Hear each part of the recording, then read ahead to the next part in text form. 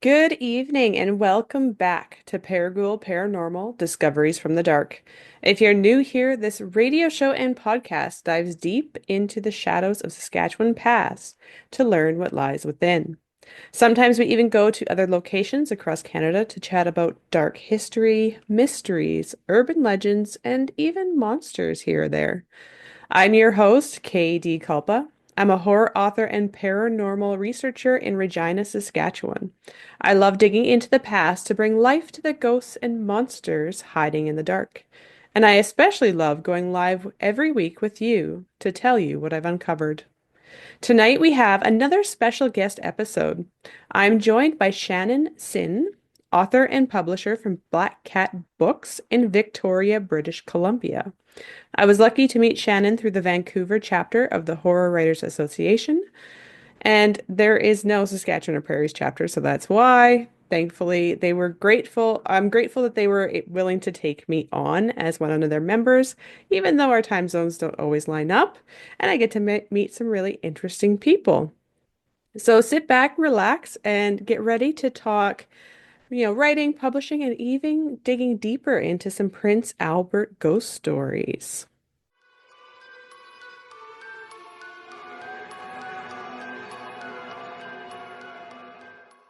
All right, so thanks for coming on to the show. And did you want to just kind of introduce yourself to our listeners? Sure. My name is Shannon Sinn. I'm originally from Prince Albert, Saskatchewan. I now live in Victoria on the southern tip of Vancouver Island. And I'm a writer, a veteran, and just a naturally curious person when it comes to folklore. I consume folklore and I write a lot about folklore, and I also write fiction. And just last spring, I graduated from a 1 year program that I added to my writing degree that is about comics and graphic novels. So Oh, I'm cool. also creating more art now as well. So I guess that is briefly about me. Well, that's interesting. I didn't know you're starting to get into graphic novels. That's cool. Yeah, I through that program I published a comic, and it's also being sold locally on Vancouver Island and a few places, and it also has ghost stories in it as well. Oh, And uh, cool. I try to make everything now that I do more regional, more local. So even the fiction I write or the comics and stuff generally tend to be rooted in somewhere in Western Canada. Hmm. Oh, that's cool. What actually got you into writing in the first place? Was it something you always wanted to do, or? Yeah, I mean that's always a long a long explanation. I'll try to summarize it as briefly as possible, but I always enjoyed writing. I at one point I thought I'd be a police officer. I traveled a bit and such, so was working as a loss prevention manager for the Bay downtown in Vancouver, Okay. and I did a lot of writing reports, investigative reports on like fraud or on internals, what we call employee theft or fraud. And so I was always writing these types of reports, writing part time in university as well. I took my first year criminology, and that's when I got one of my first things published, which was in a criminology textbook. Oh, cool. And it was about inmates and civil rights. And I've since I served in the military. I came back and I was diagnosed with cancer that they said was related to things I was exposed to. And it was the subsequent chemotherapy. I ended up with nerve damage, and I had to choose, I guess, a job that would be easier for me to do, less physical. Hmm. And so that's when I went back to school part time at Vancouver Island University to get my writing degree and started writing and trying to get more things published. So and here I am. I'm still trying to get things published. It's still writing, and now I also launched about just over a year ago a small publishing house called Black Cat Books, as you know, because Hmm. we published some anthologies of short stories, and that's how I think we started talking as we asked if you would like to write a short story for us for our upcoming third anthology, which is Yeah. about supernatural beings. Exciting times. So I yeah, can't wait. I guess that's in brief how I ended up uh, being a quote unquote writer uh, Yeah. these days. Well, I know I'm really jealous of you because you're a few years ahead of me with the Haunting of Vancouver Island book because I want to do my own Haunting Saskatchewan book one day. Mm. So I guess what kind of got you to go more, because you said you write about folklore, both fiction, nonfiction kind of stuff. I guess what kind of brought you into that specific genre? Well, it was interesting because I've had my experiences myself and throughout my life, and but I call myself a skeptical believer. So it felt easier to write about things from a folklore perspective Right. because then it's easier to be like, I don't have to sit back and ask myself, are these giant lizards people report in the lower mainland real? Yep. Because most people just discount it if they're going for the paranormal type of approach. Instead, I'm just interested in the story and think it's cool, right? And I kind of let unleash the inner child and just let myself go explore these stories while, like I said, while being a skeptical believer, because it's like um, I I don't know what these things are, even the things that I've experienced. I just have to keep an open mind. And yeah, I listening to your episodes of your show, I feel like we kind of approach this very similar. And I'm looking forward to the book that I know you'll write at some point and publish about Saskatchewan, because I feel like these types of books are more interesting than when the stories are just they're trying so hard to make you believe Yeah. Yeah, that's true. that these things happened. So yeah, I think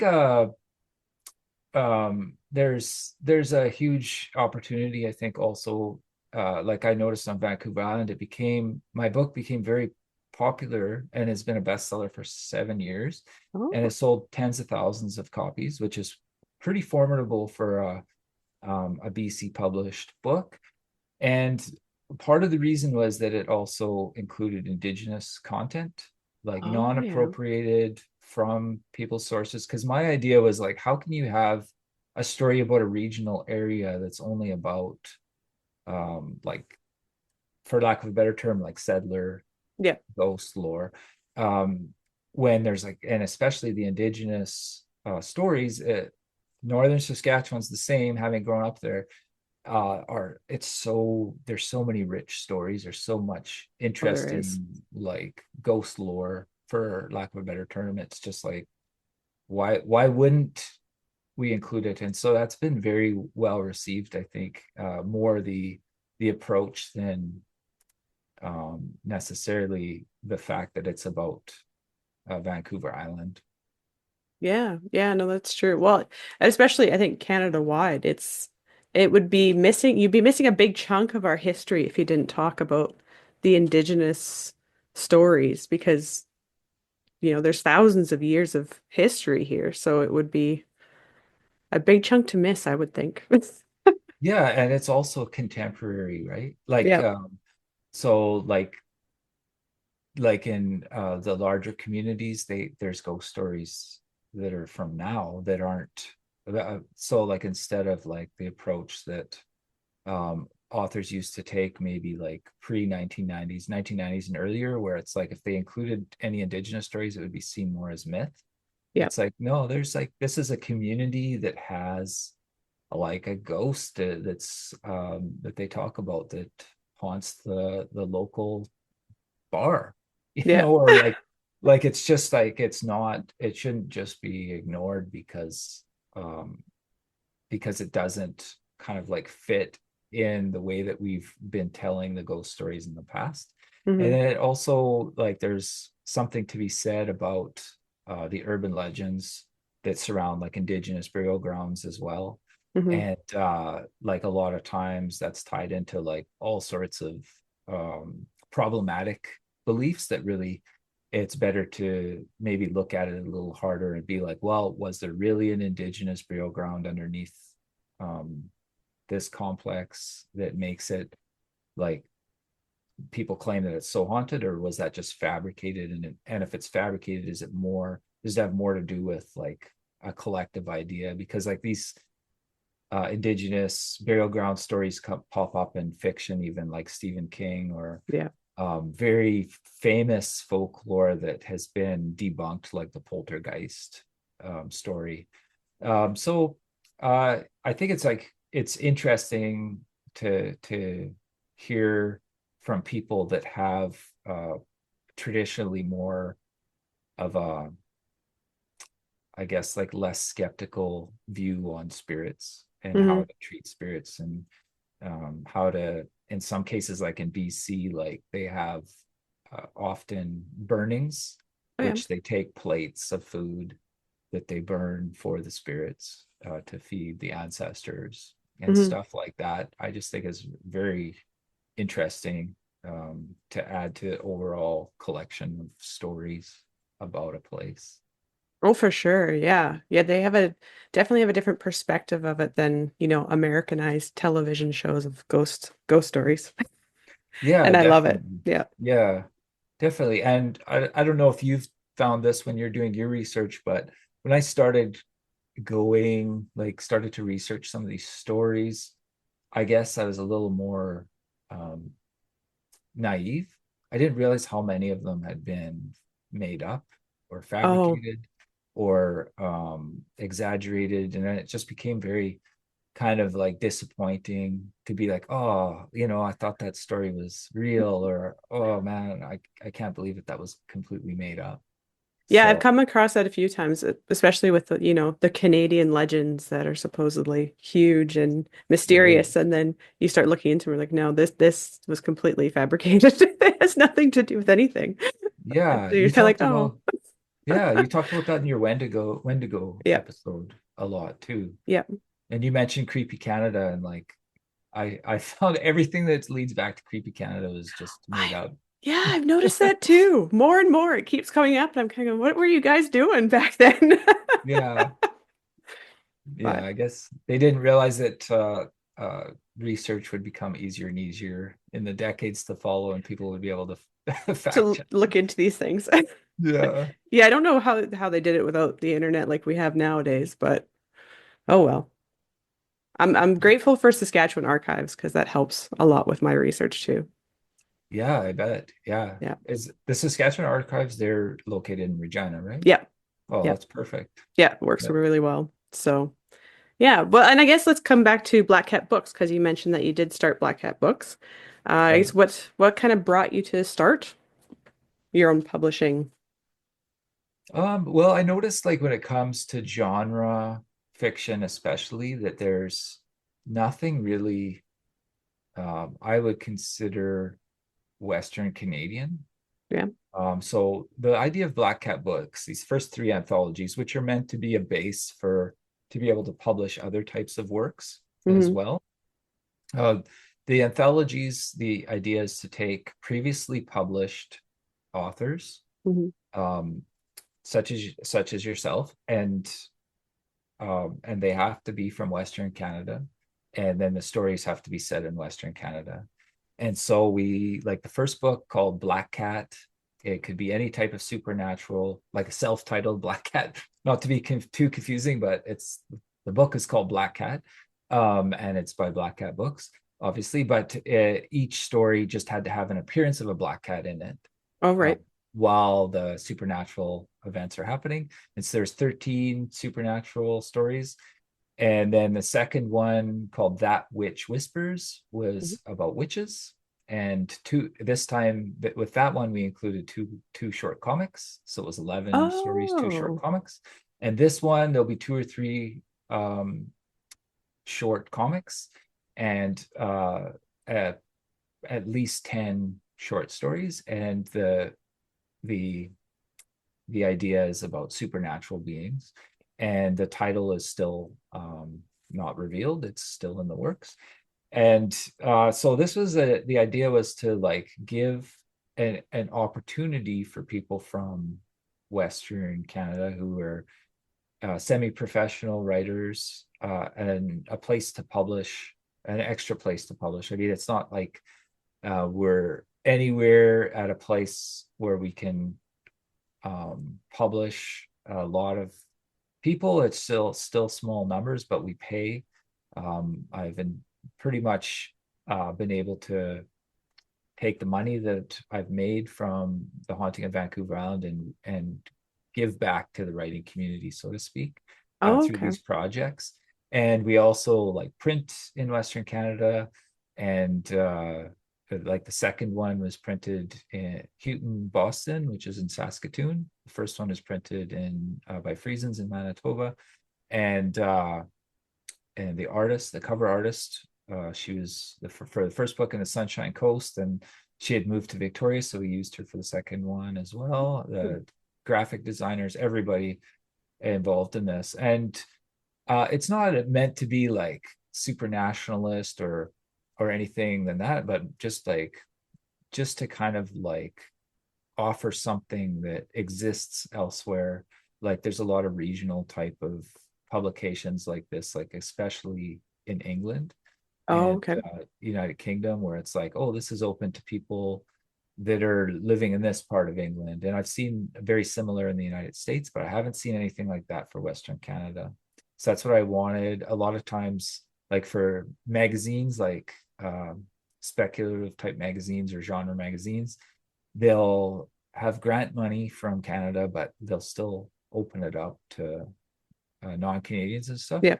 which is fine and great. But I just thought that it would be really nice to have something that has like cool stories that are set in places here, right? And Yeah. by people that are from here. So far it's been challenging, a steep learning curve, but it's also been a lot of fun. The first one I edited myself, so that was a ton of work. Second one was edited by Zoe McKenna and Joshua Gillingham, and this one's edited by Caroline Lavoie and Monique Riel, and very happy so far with how these anthologies have progressed. And probably less work now that you aren't having to do all the editing. You think so, but there's There's always still stuff. lots. Yeah, because I'm in charge of distribution and shipping and bookkeeping and All like the other stuff. all the stuff that you would think, and then I proofread the books, and yeah, it's been a lot of work still, but like at this stage that we're in right now where the stories are starting to be edited, I can, during this phase, I don't have to do all that Yeah. work, because it's a back and forth with the writers, and yeah, it's a lot of work to try to create a book that, even though the prints and the sales are in the hundreds, not the tens of thousands, we still have fought tooth and nail so that the quality was as high as possible. Right. So like I said, they're proofread and professionally designed, and people are paid for their work, and the cover artist is paid, and so I'm pretty happy with how it's been going so far. But I feel like after the third book, I don't know if we'll continue to do anthologies or if it'll be more start to publish other works as well. Cool. Yeah, that's interesting. But I guess we should talk paranormal experiences Sure. before we Yeah, run out of time. Even though I find absolutely. this a fascinating talk about books and publishing. I love the topic. But I know, like you said, Yeah. you're from Prince Albert area, and I know you said you have an experience with the St. Louis Light. So Yes. why don't we start with your experience and kind of your theories? Sure. So the St. Louis Ghost Light to me has to be one of the most frustrating stories ever.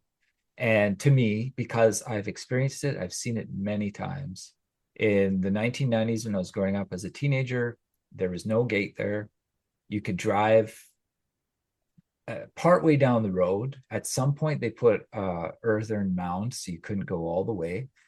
I honestly don't remember if that was always there or if that showed up shortly after we started to go there. So it was like many haunted places. It was a party place. We go there.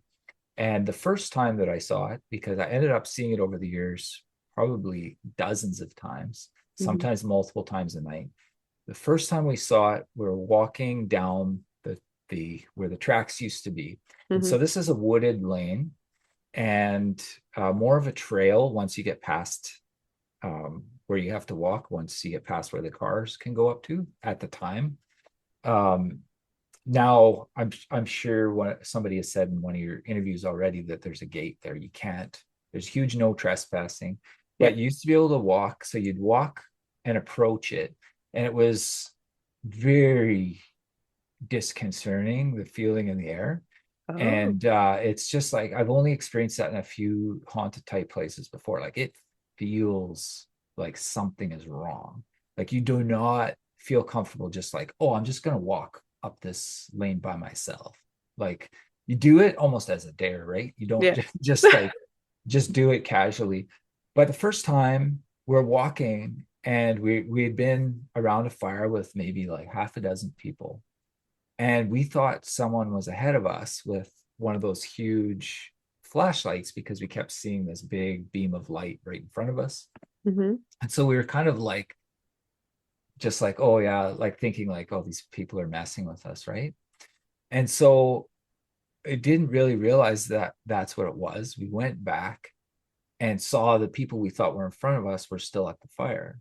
And Ooh. so it was kind of like very like, what the heck? And so saw it many times, saw it many different ways, and started to get frustrated around the early 90s. I think people started to try to say that it was headlights in the distance. Hmm. And there's so many problems with that theory. Like, first of all, to think that it could be headlights in the distance would automatically, to me, say you have never seen it. You've never seen it because it's huge, it's right in front of you, and sometimes it acts like not like a train at all Hmm. because it will rise into the air, it will be above you. If you go past it, you will look back and you can see it behind you. You can see Oh, it wow. during the day. You could we've seen it above a car when the people inside the car didn't know that it was Oh, there wow. because you walk away and you see it. You see it off of the tracks sometimes, but generally speaking, it comes down the track area, Hmm. and often it's accompanied with a red swinging I've heard of light, the red which swinging. Yeah. people say have said that that's the conductor. The evidence, of course, is not there. Like nobody seems to be able to find any sort of tragedy that took place there. Yeah. Many times you'll hear people talk about this being a curve in the tracks. It's not, it's straight. It's a Okay. straight lines. There's no curve. And before these gates and stuff were there, at one point I had went to the other side of the service road, which you usually don't walk past at night because there's a house kind of there, Okay. and just walked that way. And I saw at that time during the day looking the other direction. Oh, So, and looking the other direction, it's just like no matter how badly people are trying to say that it's a headlight, there's nothing that place that it could be. And there's also trees. So how could these headlights be refracting or bouncing off of the metal box like the one investigation claimed? And another thing that doesn't make sense about that theory is that everybody who's come up with that theory that I've found always says that the car has to be exactly at one spot and the person has to be standing exactly at one spot. This ghost light has oh. never been seen just only in one place, standing in one place. And if it's headlights in the distance that's coming towards you refracting, how does that work if the car's standing like in parked in a single location? Well, yeah. It doesn't even make sense. So, Oh. but people badly don't want to believe it. And the reason I say it's like, and then the people that have seen it know for sure that it's like it's behaving like a UFO almost when I say like it's That's what it going, sounds like. Yeah. yeah. And then the frustrating part is that now there's no access. So it's like, how do you do respectfully um, research this Yeah. without like upsetting whoever it is. And Wow. Well, unfortunately, we're out of time. So, is there anything that you want to let our listeners know before we wrap up? uh, uh, not really. I just like I've been working on a sequel to The Haunting of Vancouver Island Oh, for a nice. number of years. I still think it's about over a year away from being done, just under a year away. And that is on sea lore and ghost stories. So it focuses more on Oh, coastal stuff like ships, haunted ships, phantom ships, lighthouses. There's a few mermaid stories I've found. oh, cool. Lots of very cool and interesting stuff to do with our nautical lore on the British Columbia coast. And I've traveled up to Haida Gwaii for stories and to Prince Rupert and all over the coast. So I've been doing very deep dives into stories, and like almost none of them have ever been in books. So it's like I Cool. think it's going to be a very interesting compilation. Hopefully, I execute it well and it's well written. That's always the hard part, right? Making sure you get it down right and like tell Yeah, the story and give it life. exactly. Yeah. Yeah, very cool. Well, yeah, I'm looking forward to it. And I know I've got to read your first one yet, so I've got some Oh, reading to do. yeah. Well, I there is I had mentioned the St. Louis Ghost Light and that I had experiences younger, Hmm. and that's in the introduction. Oh, very Talk cool. a bit about Saskatchewan. Like it's not enough to like make someone get it if they're not interested in reading about Vancouver Island, but there is some mentions about Saskatchewan ghost stories that are Oh, awesome. Well, thanks so much for coming on. We probably could have kept talking for another half an hour, but well, we could always do it again yeah, exactly. if you're interested. Yeah. For sure. Cool. Thank you for joining us tonight. Next week, we're going to be talking about the ghost ship of Northumberland Strait. It's funny that we talked about ghost ships tonight, and we're going to be talking about one next week. So, hey, there you go. Uh, Stay tuned for upcoming episodes where we'll uncover more secrets, unravel more mysteries, and delve deeper into the shadows. Until then, remember to keep your flashlight handy and digital recorders ready. This is Katie Kulpa signing off. Until next time, my ghouls.